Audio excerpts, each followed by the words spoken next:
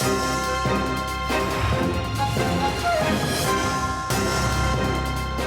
afternoon, I'm Nadia Jani and you're watching A News. Let's see your headlines.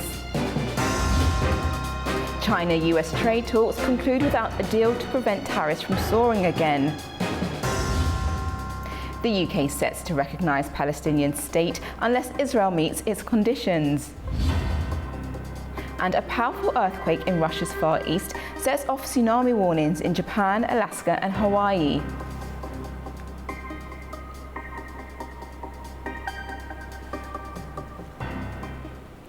The United States and China have wrapped up 2 days of trade talks in Sweden.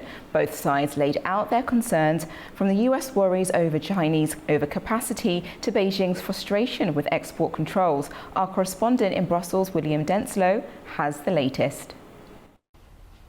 The US trade delegation described this 2 days of trade talks as constructive, saying they'll be bringing back a positive report to Washington. The trade representatives, including US Treasury Secretary Scott Bessent, said that technical talks will continue in the coming days, and that will all be taken into consideration before Donald Trump makes a final decision on whether to go ahead and extend this tariff rate pause that we've seen between the US and China. He says that that is just one of the options that will be available to the US president, and he will make a final decision on where this trade spat will go next. The US representative said over the past 2 days of trade talks, a number of issues were discussed, with China touching on a number of the sticking points and concerns that the two sides have when it comes to trade. A huge issue as far as the US is concerned is feelings of production overcapacity and the impact that is having on US trade and global trade more broadly. As far as the Chinese delegation is concerned, well, they have issues when it comes to export controls from the US, something they want to see addressed. The trade team from Beijing said that they very much want to push for a continued pause of this tariff hiatus. They say that there was a candid exchange about economy and trade concerns. Over recent days, there's been plenty of speculation as to whether there will be a meeting later this year between President Xi Jinping and his US counterpart, Donald Trump. The delegations from the US in Sweden said that this was not an issue that was discussed. US President Donald Trump also taking to social media on Tuesday, saying that he is not seeking this meeting with President Xi. William Denslow, A News, Brussels.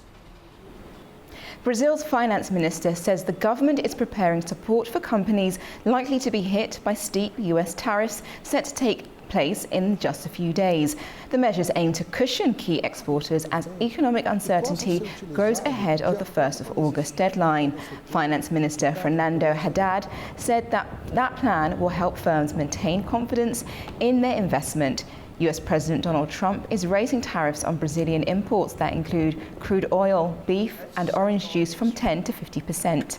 Very easy to explain, but I don't want to waste your time by explaining it. But for years, US President Donald Trump warned on Tuesday that Washington will impose tariffs and other measures on Russia within 10 days unless Moscow shows progress toward ending its 3-year war in Ukraine. Trump was speaking aboard Air Force One, saying he had not received a response from Russia since announcing the shortened deadline, reduced from 50 days he initially set a month ago. He downplayed concerns about the impact of sanctions on global oil prices, pledging to increase domestic oil production. The president's warning marks a tougher stance on Moscow as he grows frustrated with Russia's refusal to agree to a ceasefire.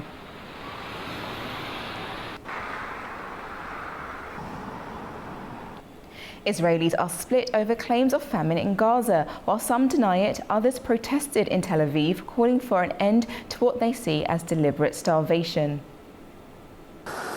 Britain will recognise a Palestine state at the United Nations General Assembly in September if Israel doesn't take steps to end the humanitarian situation in Gaza and end the war. Prime Minister Keir Starmer made the announcement on Tuesday, outlining 4 key conditions for Tel Aviv. to end the appalling situation in Gaza, agree to a ceasefire, and commit to a long-term sustainable peace, reviving the prospect of a two-state solution.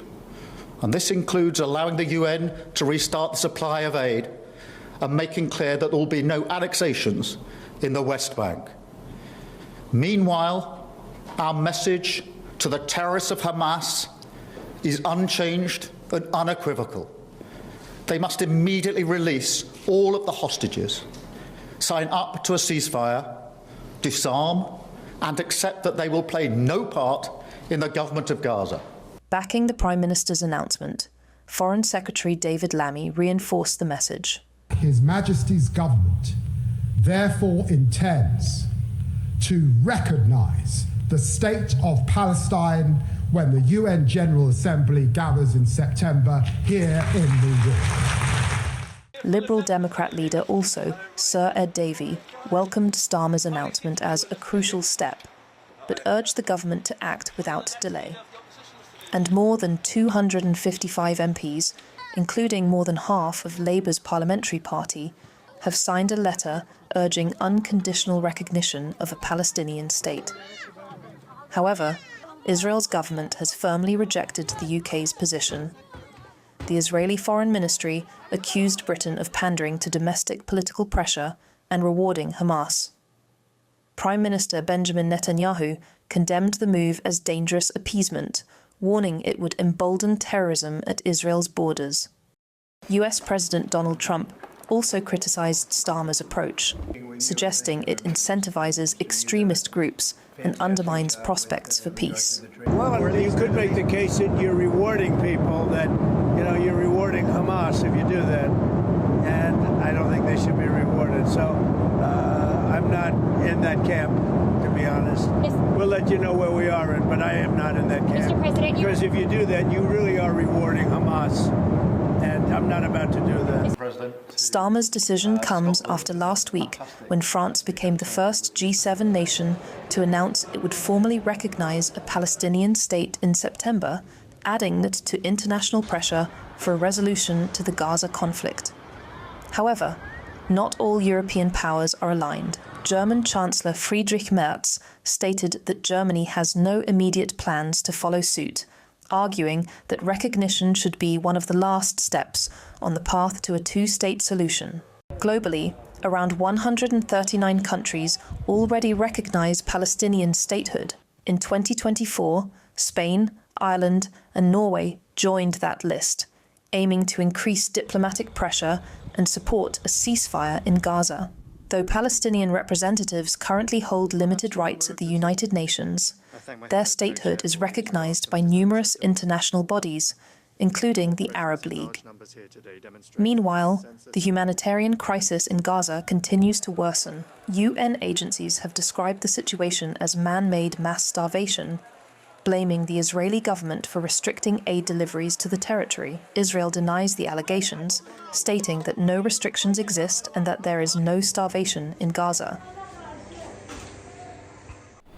Meta will suspend all political, electoral and social issue ads across the EU from October, citing new transparency rules as overly complex and legally unclear, as reported by Anadolu agency. The EU's new regulation aims to combat disinformation, foreign meddling and misuse of voter data, with key provisions taking effect on the 10th of October. Meta said the law introduces unworkable requirements that threaten personalised advertising and make compliance too difficult. But EU officials argue the rules are essential to protect elections and ensure citizens know who is targeting them and why.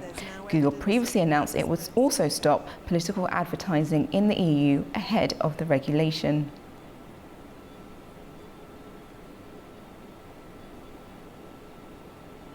The United States has accused the EU of restricting free speech through its Digital Services Act, just 9 days before a trade deal deadline, Political reports.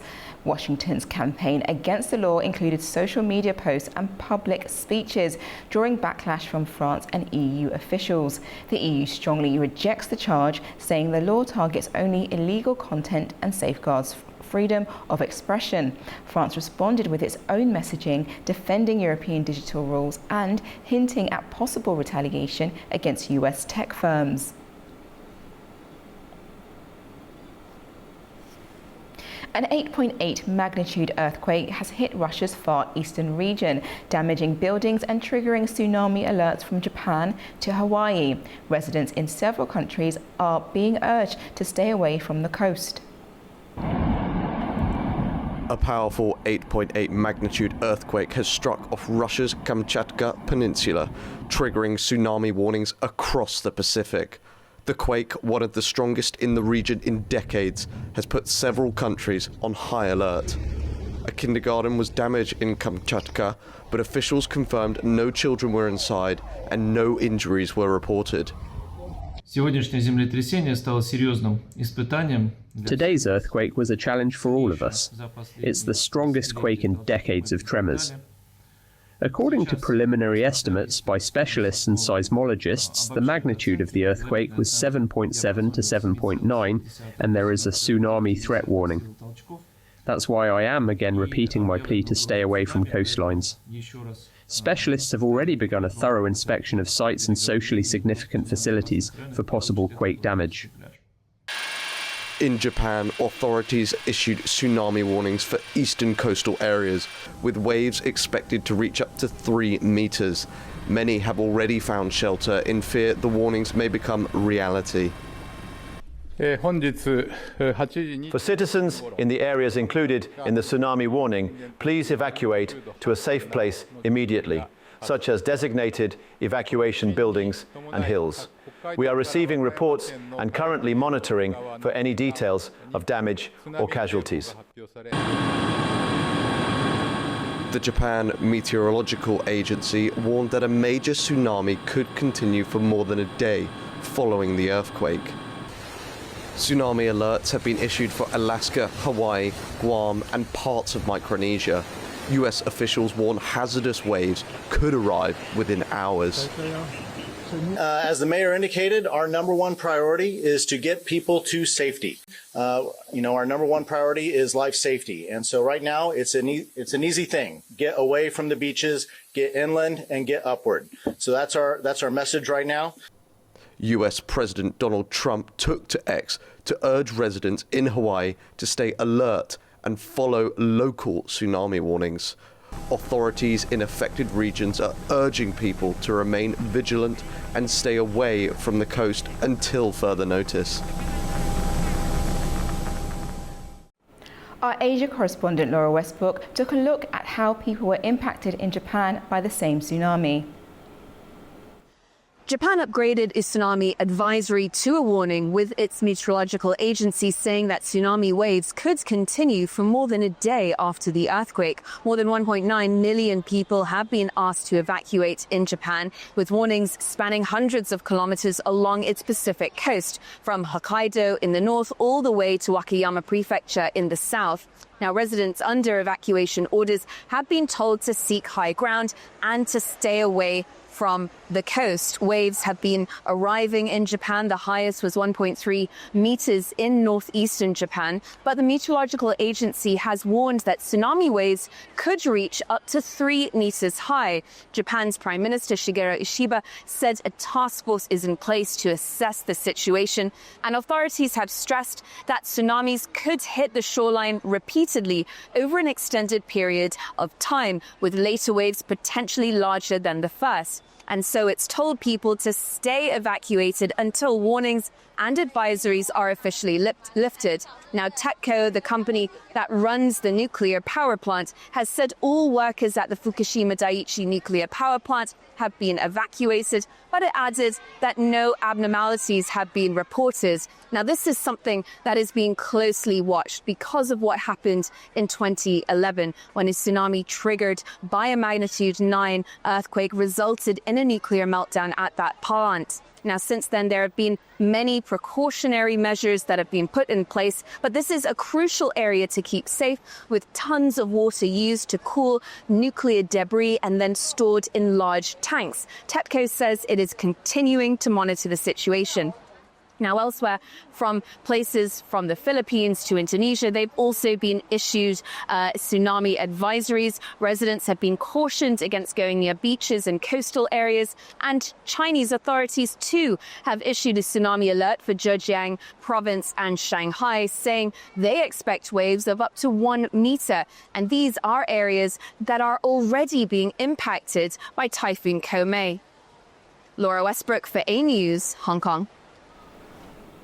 The Trump administration is moving to repeal the U.S. Environmental Protection Agency's 2009 finding that labels greenhouse gases as a threat to public health. Critics warn this rollback could erase decades of progress and worsen pollution, especially with changing climates impacting the rise of wildfires and floodings.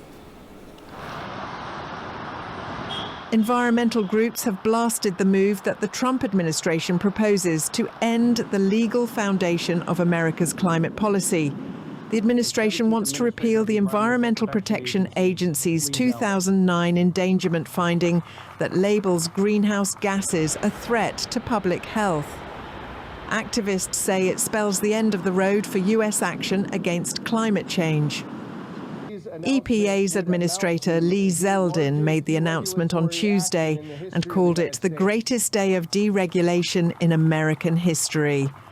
The proposal, which needs to undergo a public comment period, would cut $54 billion in costs annually through the repeal of all greenhouse gas standards, including the vehicle tailpipe standard, he said.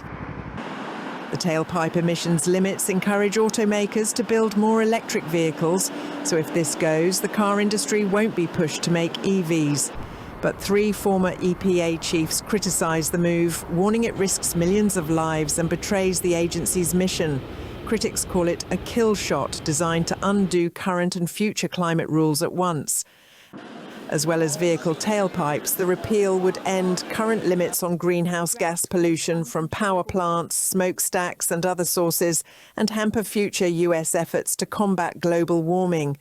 Legal experts say the repeal faces legal challenges, but if finalised, it could wipe out decades of climate protections and tie the hands of future administrations. As the planet warms and disasters grow more extreme, environmental advocates say the EPA isn't just walking away from climate action, it's working to shut the door behind it.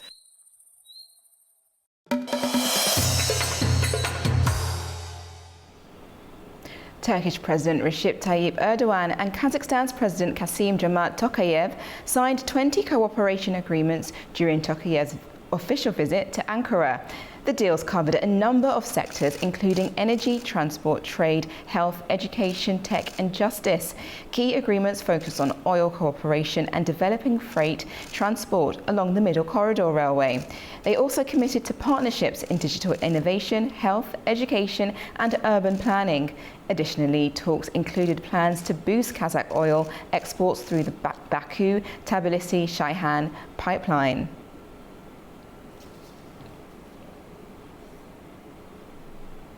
Kazakhstan has reached an agreement with the European Union on coal shipments through Russian ports. As a result, the EU's 18th sanctions package includes certain exemptions. The transit of Kazakh coal through selected Russian ports is now permitted again under specific conditions. Our correspondent, Fariza Kalimazina, has more details. The European Union has made a limited exception in its 18th sanctions package, permitting the transit of Kazakh coal through select Russian ports. This information comes from Kazakhstan's Ministry of Trade. The ministry clarified that this exemption is very narrowly defined. It applies exclusively to coal originating from Kazakhstan owned by non-residents of countries under EU sanctions. Russian ports can be used only as transit points for loading or shipment, and storage, purchase or processing of coal in these ports remains prohibited. Earlier in February 2025, the European Union's 16th sanctions package had completely blocked transactions involving several Russian ports. This created serious challenges for the stability of Kazakh coal exports to Europe, especially affecting the port of Ust-Luga, which is a key transit route. Despite these restrictions, the European Union remains a crucial market for Kazakh coal. Last year, Kazakhstan exported 5.2 million tons of coal to Europe, generating more than $300 million in revenue. This accounted for more than half, or 51.8% of the country's total coal exports. And in the first 5 months of this year, exports to Europe reached 1.6 million tons, representing 38.5% of total coal exports for that period. Among the largest buyers of Kazakh coal are Poland, Italy and the Netherlands. Italy, in particular, increased its purchases by 4.4 times over 11 months, reaching approximately 230,000 tons and spending more than $41 million.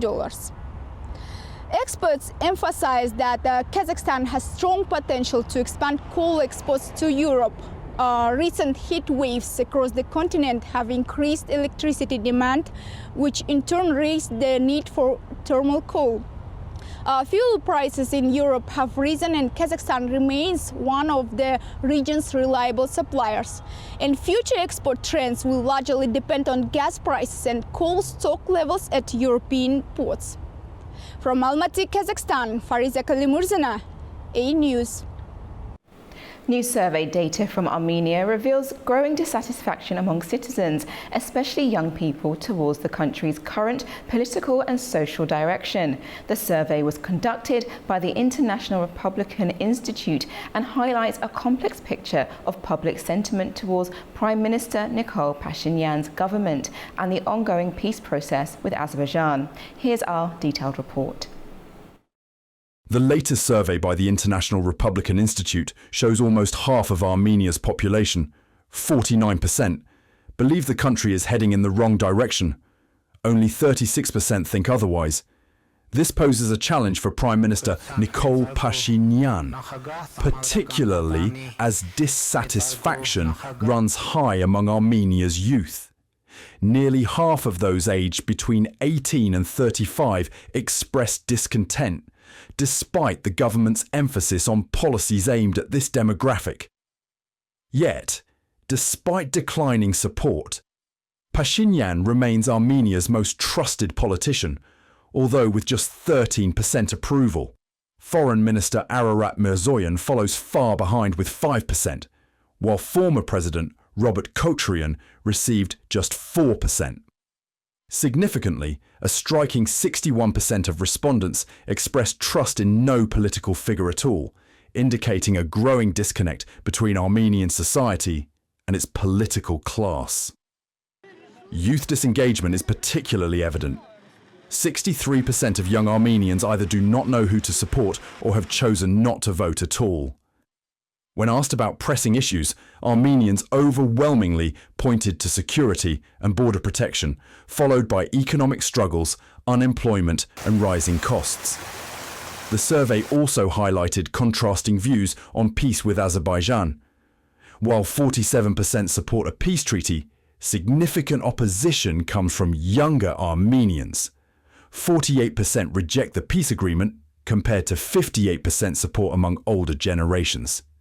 When asked about Prime Minister Pashinyan's priorities over the next 6 months, respondents emphasized peace, border security, army strengthening, and a shift in foreign policy. These top concerns align closely with the ongoing peace negotiations with Azerbaijan. These insights underscore a critical moment for Armenia. The government must urgently address youth dissatisfaction to build broader consensus on the peace agenda. For Azerbaijan, these findings strengthen arguments advocating constitutional changes in Armenia, ensuring lasting peace and stability in the region. Previously, we discussed the declining popularity of Armenian Prime Minister Nikol Pashinyan with Richard Giragosyan, director of the Regional Studies Center from Yerevan. Here is a clip of what he told us. Well, they are very relevant. This U.S. implemented public opinion survey is actually the most reliable that's conducted in Armenia. And the findings should be a wake-up call for the Armenian government. However, this does represent a snapshot in time. In other words, what's equally important here is not just the trend of declining popularity of the incumbent government, but that there is no alternative still. The opposition, widely discredited, has suffered an even greater decline.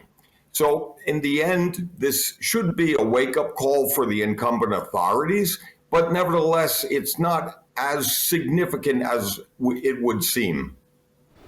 Pro-Kremlin political analyst Sergei Markov spoke to Russian Transgrad TV and claimed that the root of current tensions between Moscow and Baku lies in a downed aircraft incident. According to Markov, Baku is demanding an apology for the incident with a Zal plane that took place near Akatu over the Caspian Sea in December 2024. The reason for what is happening between Russia and Azerbaijan is undoubtedly the plane. As is known, we shot down the plane. They think that it is known for sure that we shot down the plane, and they know that our authorities also know for sure that they shot down the plane, and they want us to apologize the way they did when they shot down our helicopter. Georgia has conducted 5 solar panel plants with a total capacity of 10 megawatts to its national grid, marking the first time solar energy has entered the country's transmission system. Supported by nearly $5 million in local bank funding, Georgia's economy ministry says this project is part of a broader renewable energy effort. Currently, 125 megawatts of wind power are under construction, with an additional 200 megawatts in development. The long-term goal is to strengthen energy security and enable electricity exports to Europe through a planned Black Sea cable.